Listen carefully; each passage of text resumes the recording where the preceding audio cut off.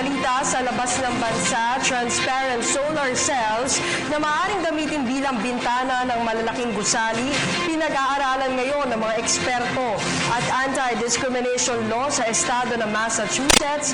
Nilagdahan na ang Globe Balita, hatid ni Pauline Requesto.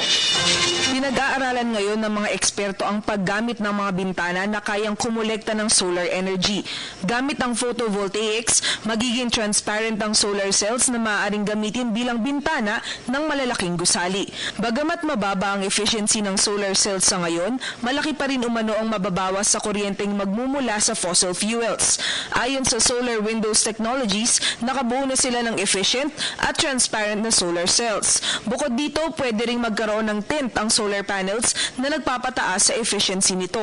Dual purpose na rin ang kulay dahil maaari na rin itong maging accent ng isang gusali alinsunod sa disenyo ng architect at developer. Sa kabila nito, marami pang pananaliksik ang kinakailangan upang pagbutihin ang naturang teknolohiya. Umaasa naman ang Solar Windows Technologies na magiging available na sa merkado ang transparent solar cells sa susunod na taon. Naisabatas na sa Massachusetts ang isang panukalang kumikilala sa karapatan ng transgenders doon. Nilagdaan ni Massachusetts Governor Charlie Baker ang panibagong anti-discrimination law kung saan malaya nang makapipili ang mga transgender na gumamit ng public restrooms alinsunod sa kanilang gender identities. Inihayag ni Baker na hindi rapat diskriminahin ang sinuman dahil sa kanyang piniling kasarian.